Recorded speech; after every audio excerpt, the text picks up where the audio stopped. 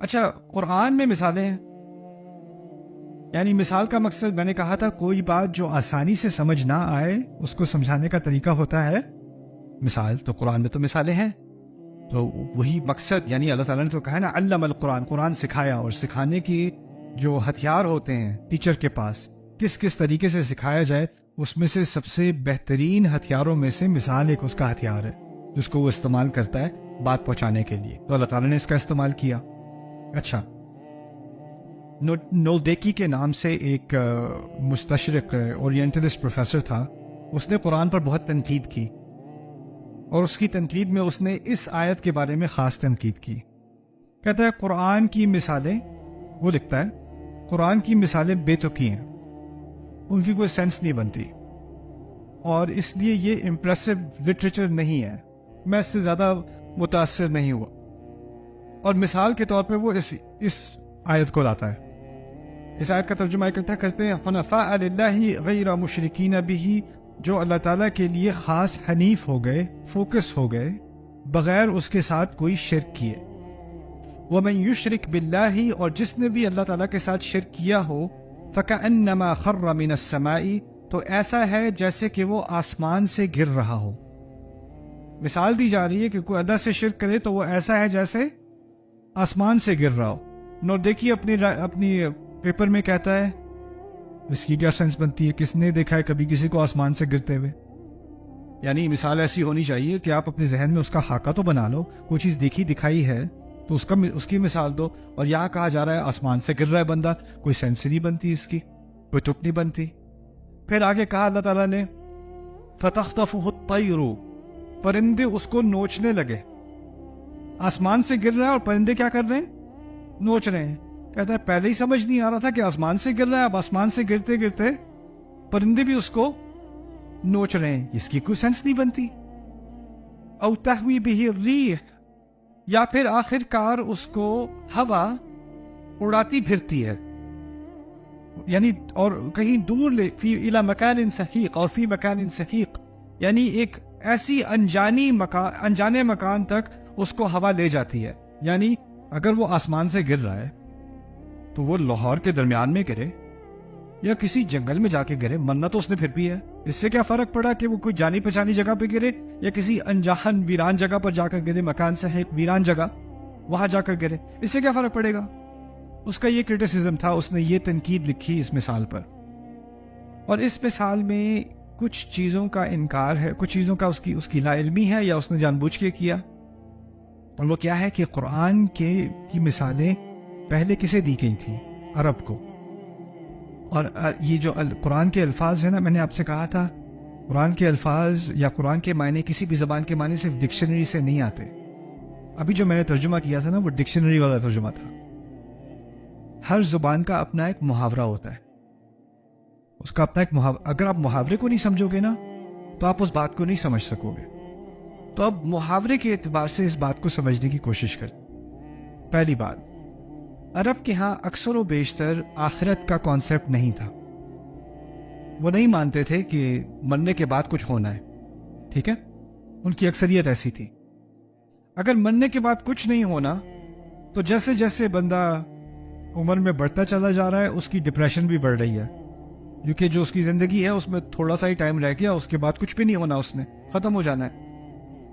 تو پھر جب انسان کو پتا ہو نا کہ میرا بقا نہیں رہے گا، میرا وجود نہیں رہے گا، تو اس کو ایک خواہش آتی ہے کہ میرا وجود تو نہ رہے لیکن میری یاد تو رہ جائے، یعنی میرا نام تو رہ جائے، میرے بارے میں کوئی کہانی تو پیچھے رہ جائے، کوئی میرا ذکر تو کرے. ایک خواہش ہوتی ہے انسان کی. تو آج کل بھی کئی ممالک میں جہاں پر ایتھیزم ہے، کوئی ایمان نہیں لاتا اللہ تعالیٰ پر یا آخرت پر، تو خاص کر ایمان نہیں رکھتے. کوئی بلینئر ہو، ملٹی ملینئر ہو، موت کے قریب آتا ہے نا تو اپنی جائیداد کا بہت بڑا حصہ کسی ہسپتال کو ڈونیٹ کر دیتا ہے اور کہتا ہے میرے نام کا ایک اسٹیچو سامنے لگا دو، the really old dead guy school of cancer research.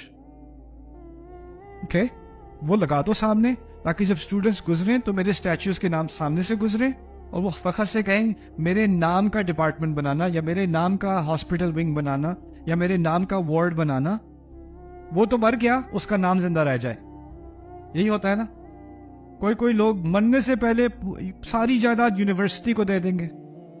نام بدلنا پڑے گا یونیورسٹی کا یا ڈپارٹمنٹ کا نام بدلنا پڑے گا تاکہ اس کے نام کا بار بار ذکر ہوتا رہے. اس کو چاہیے کہ میں تو نہیں رہوں گا، میری یاد رہ جائے، کسی نہ کسی طرح میری یاد رہ جائے.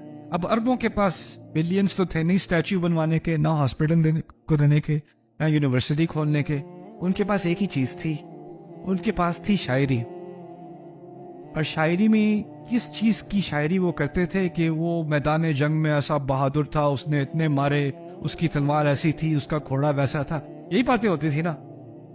تو وہ چاہتا تھا کہ میں اس طرح یاد کیا جاؤں کہ میری بہادری کے لوگ بعد میں نغمے گائیں. اس کا ایک کلچر تھا. لیکن اب اس کو سمجھتے ہیں، اس تعبیر کو، اس سے اس کا کیا تعلق ہے.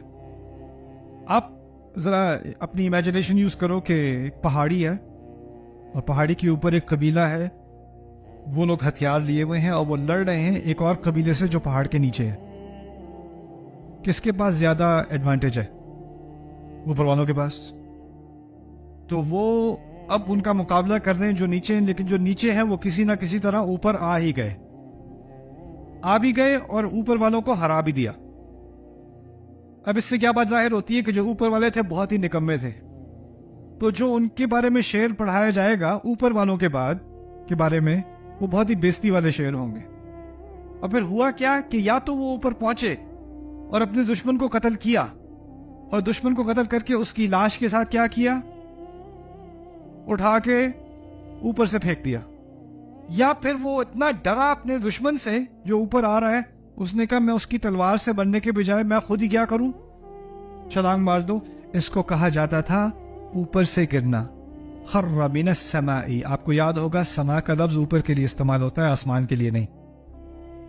پچھلے سیشنز میں نے بتایا تھا. یہ تعبیر بنی خر من السماء عربی کلچر میں. وہ کیا تھی؟ جو نکما دشمن سے نہ لڑ سکا، یہاں تک کہ وہ اس کا سامنا نہ کر سکا، اور وہ کیا ایسے جا کے گرا، یا تو اپنی نالائکی کی وجہ سے یا اپنی بہادری کی کمی کی وجہ سے. اب وہ ہمیشہ سے اس کی بےزتی کس لفظ سے ہوگی؟ خر من السماء، آسمان سے گرنے والا. فکرنما خر من السماء. اچھا وہ گر گیا. اب اس کے نام پہ اتنی ذلت ہے کہ جو اس کے اپنے قبیلے والے ہیں نا، وہ بھی آ کے اس کی لاش کو کلیکٹ نہیں کرتے کہ جا کے اس کو ٹھیک طرح سے دفنا دیں. اس کو نوچنے کون آتا ہے؟ پرندے آتے ہیں. طیر کا لفظ I don't know the word for vultures in Urdu. What's vultures? گدھ آ کے اس کو نوچ رہے ہیں. طیر کا لفظ گدھ کے لیے استعمال ہوتا ہے عربی میں بھی. تو اب اس کو آ کے گدھیں آ کے اس کا جنازہ گدھیں کر رہی ہیں، اس کی فیونرل سروس گدھیں کر رہی ہیں. یہ بےزتی کے اوپر ایک مزید بےزتی، اہانت کے اوپر ایک مزید اہانت ہے. اچھا وہ گدھ جو گند کھاتی ہے، مردار کھاتی ہے، یہ پرندہ مردار کھاتا ہے، اس کے لیے بھی باقی نہیں جو قابل خورد کھانا نہیں چاہتی. اب وہ بھی اڑ گئے. اب جو کچھ ایک دو لوتھڑے بچے، کچھ پیسز بچ گئے، اب کیا آتی ہے؟ ہوا آتی ہے اور کہیں نہ کہیں اڑا کے اس کو لے جاتی. اب پیچھے جاؤ. کہا تھا کہ تم میں سے جو کوئی شرک کرتا ہے نا، وہ اتنا اہانت آمیز جرم ہے، اتنی گھنونی حرکت ہے، تم اس کا روحانی اندازہ تو نہیں کر سکتے، لیکن تمہارے نقطے کی مثال دی جاتی ہے سننے والے کے نقطۂ نظر سے. تمہارے نقطۂ نظر سے جو بدترین صورت میں پیش کر سکتا ہوں، تو تمہیں کچھ آئیڈیا ہو جائے کہ یہ شرک ہے کیا چیز. یہ مثال سمجھ لو. فَكَأَنَّمَا خَرَّ مِنَ السَّمَاءِ فَتَخْطَفُهُ الطَّيْرُ أَوْ تَهْوِي بِهِ الرِّيحُ فِي مَكَانٍ سَحِيقٍ. تو یہ اصل میں قرآن نے ایک کلچر کو سمجھ کر اس سے بات کرنے کی بات کی، سکھائی ہے ہمیں بھی. جب مثال دی جائے تو آپ پہلے سمجھو تو صحیح کس سے بات کر رہے ہو، کیا بات ان کو سمجھ میں آئے گی، کس طرح کی مثال ان کو سمجھ میں آئے گی.